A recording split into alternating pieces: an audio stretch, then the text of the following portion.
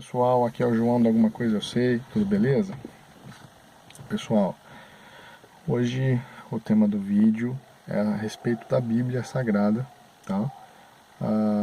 A Bíblia é um livro confiável, né? A Bíblia foi adulterada, dá para você dar crédito para a Bíblia? São escrituras confiáveis, são escrituras que você consegue rastrear, né? Os originais dela. Então eu vou estar falando aqui sobre esses assuntos, tá? Primeiro eu quero começar falando do Novo Testamento, tá? Depois eu vou falar do Velho Testamento e vou deixar minha conclusão para vocês. O Novo Testamento, né? Ele está publicado em mais de 2.000 línguas diferentes espalhadas ao redor do mundo.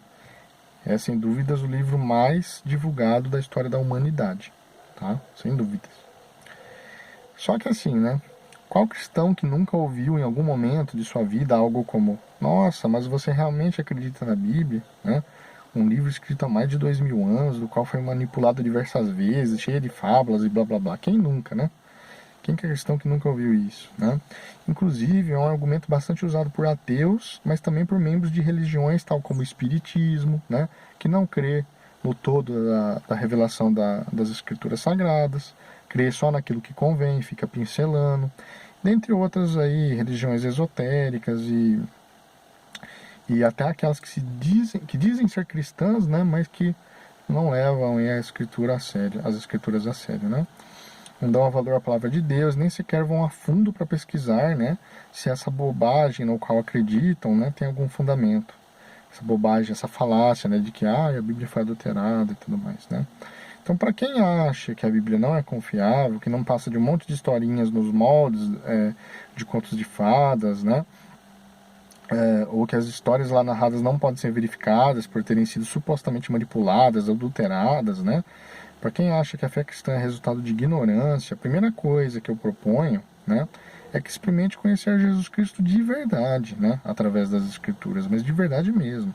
Experimente estudar mais a fundo, experimente pesquisar sobre as dezenas de achados arqueológicos de cidades mencionadas na Bíblia, papiros, tumbas, utensílios de personagens bíblicos, né, que anos após ano a arqueologia tem dado um cala-boca, né, contra os céticos de plantão, né? E provando cada vez mais que a Bíblia é verdadeira, né? Então estudem a sério, e vocês vão ter a resposta, né? Você logo de cara vai notar que não está cometendo um suicídio intelectual, entre aspas, né? Ainda que o mundo deboche. Muito pelo contrário, caso tome a decisão de buscar a verdade, né? Buscar mesmo, né? E não ficar como papagaio de repetição falando coisas sem fundamentos acerca daquilo que nunca nem sequer leu, a Bíblia no caso, né? Porque muitas das pessoas que vêm com essa falácia, essa historinha, nunca leu a Bíblia, né? E se leu, não entendeu, né? Então, para quem acha que a fé cristã não é histórica no sentido de não se ter elementos, evidências históricas, né? Que a valide, aí a gente vai estar entrando numa questão mais profunda, né? Qual é a definição que vocês têm de história, né? Qual é a definição do termo história para vocês? Se eu dissesse que história é o conhecimento do passado através de testemunho, né? Você que está me escutando, ele há de concordar que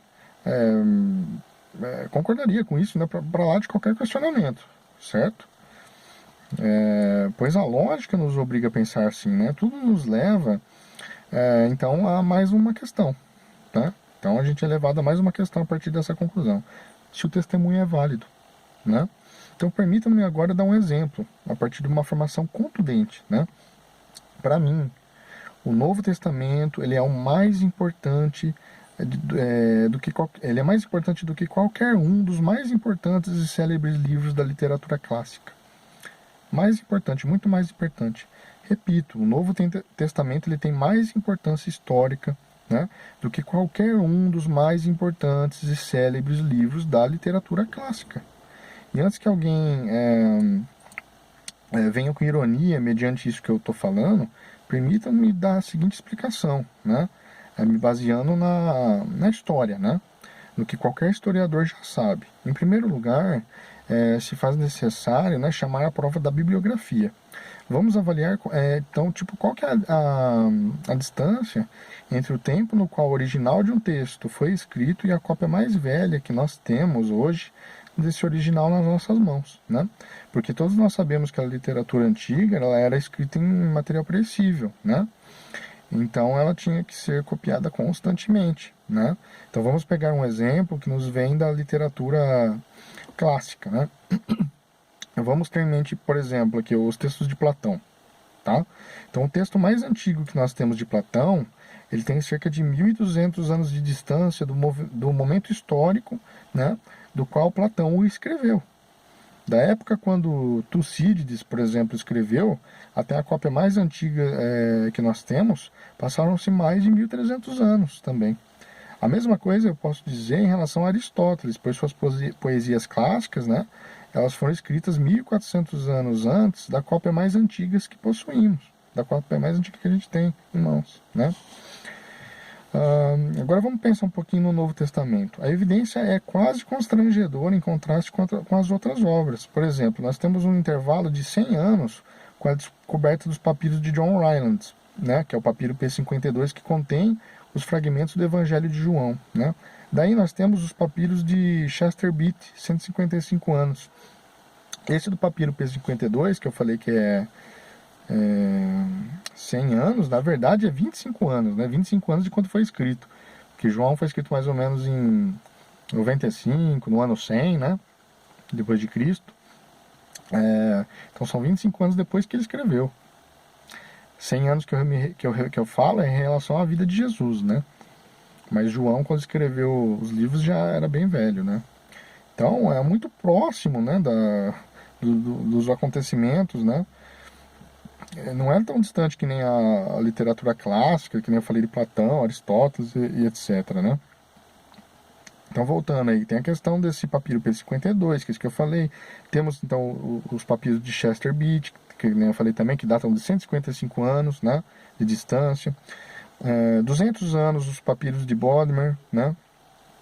E esses papiros, inclusive, são várias porções das Escrituras.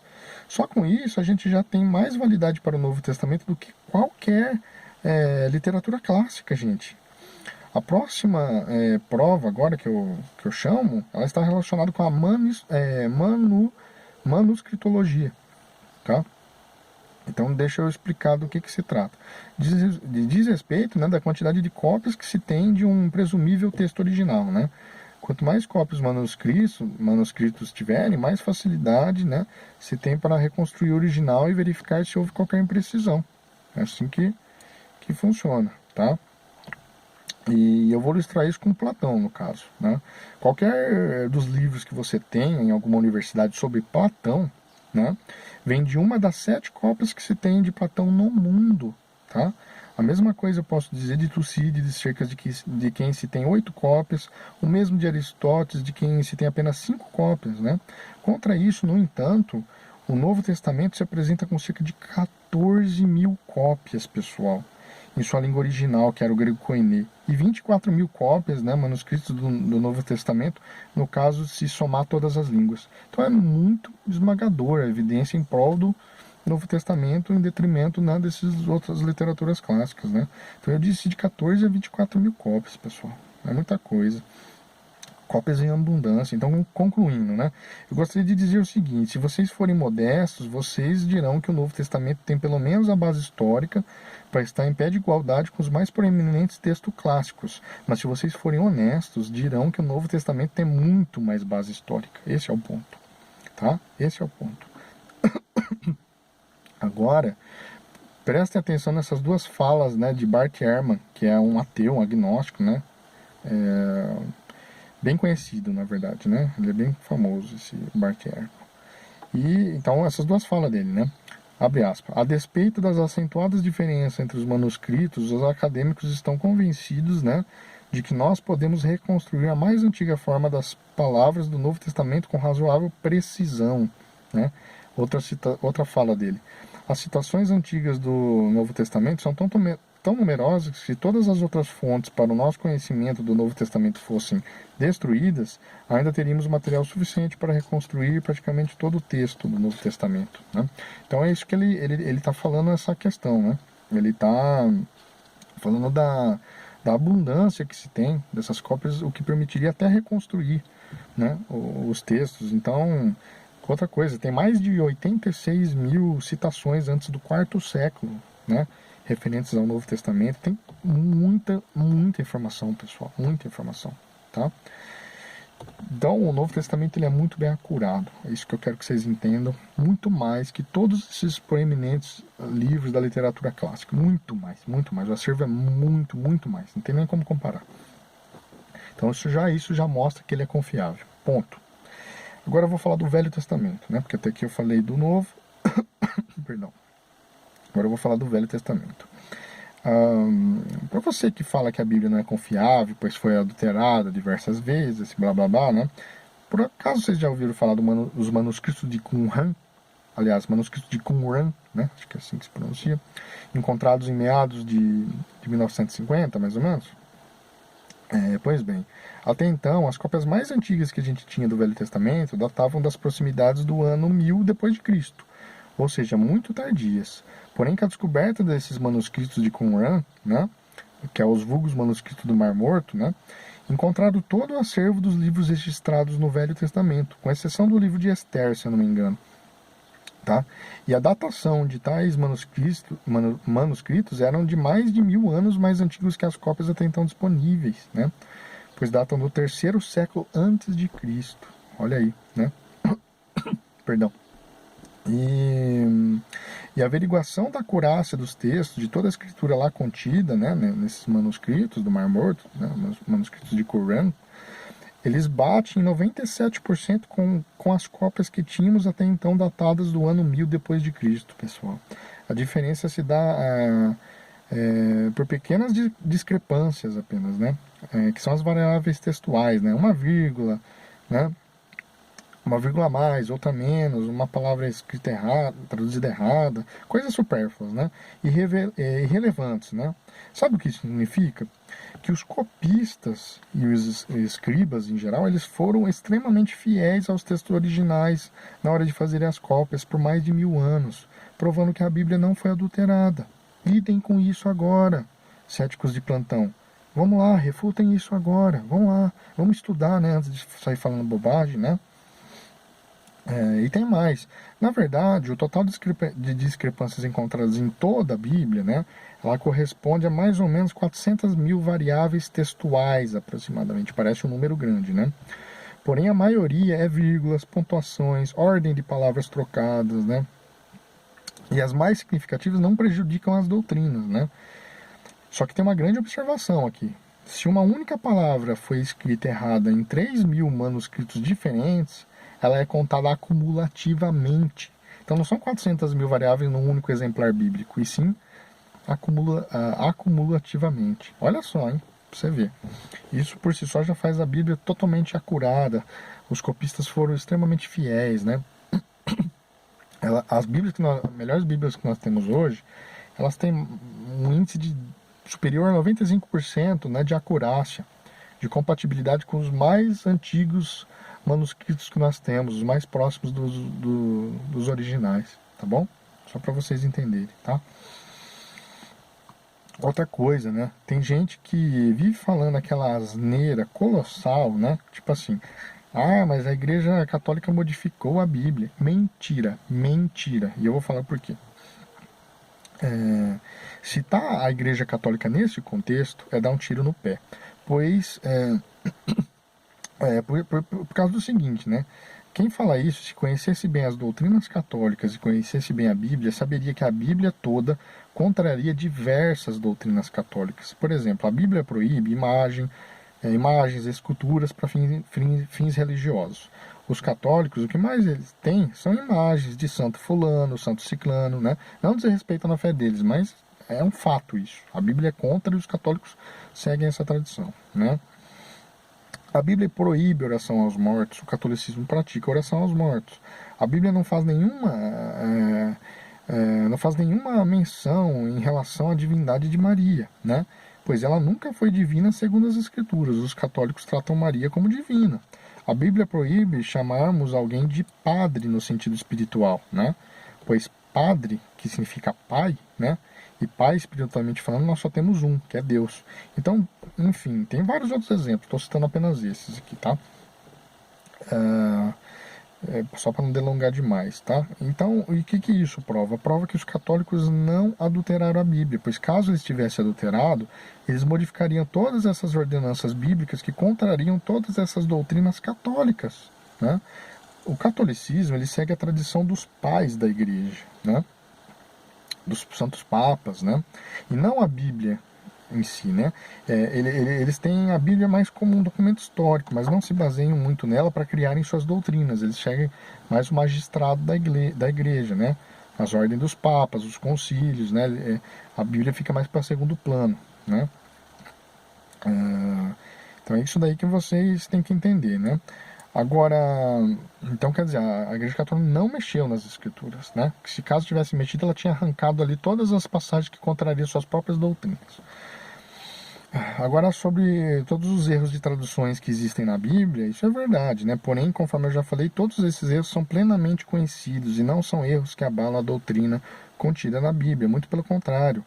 São pequenos erros textuais e todos eles já são plenamente conhecidos, né, no meio dos teólogos e exegetas da Bíblia, gente. Tanto é que as melhores traduções, né, as melhores Bíblias, elas já vêm com destaque as palavras cujas quais não foram traduzidas tal como original, né? E tais variáveis são chamadas de variáveis textuais, né?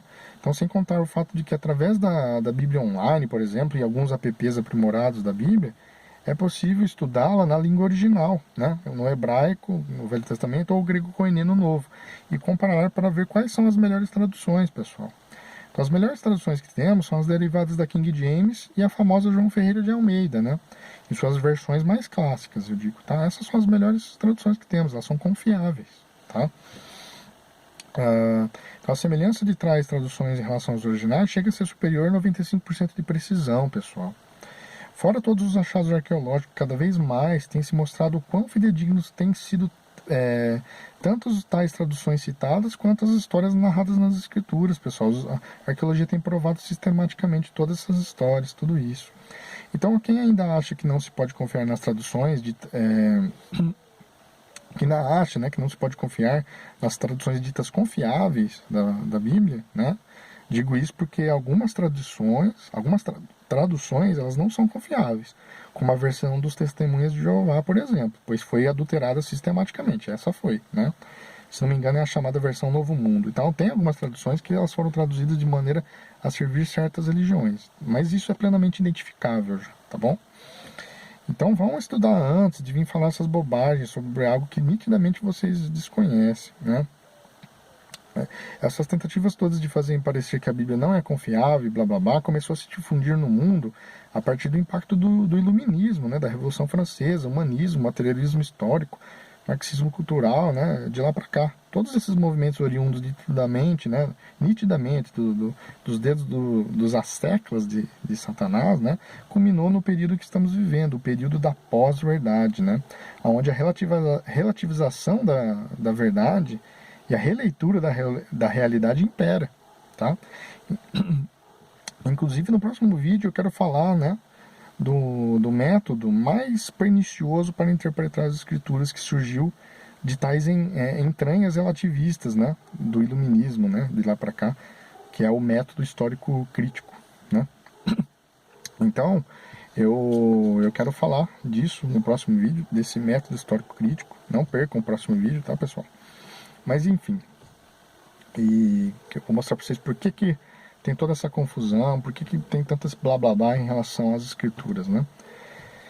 Enfim, o que eu quero terminar aqui dizendo para vocês é o seguinte: creiam na Bíblia, creiam nas escrituras, pois o próprio Deus, quando veio em carne neste planeta, ele endossou tais escrituras. A Bíblia é a verdadeira palavra de Deus, é confiável sim, e hoje as nossas melhores traduções, tão bem divulgadas, elas são muito bem acuradas, muito precisas, muito próximas àquelas cópias mais antigas que se tem, né? Que é perfeitamente possível remontar aos ditos originais, tá? Então a Bíblia não foi adulterada sistematicamente. O que tem são variáveis textuais, alguns erros de tradução. Então os copistas foram extremamente precisos, extremamente tementes a Deus, então creiam na palavra do Senhor. Creiam na Bíblia. Eu creio que todas essas evidências e argumentos já bastam, né? Só um tolo para sair falando essa besteira ainda, tá bom? Então, peço que se gostaram desse vídeo que curtam, que se inscrevam no canal, que compartilhem. Fiquem com Deus. Um grande abraço.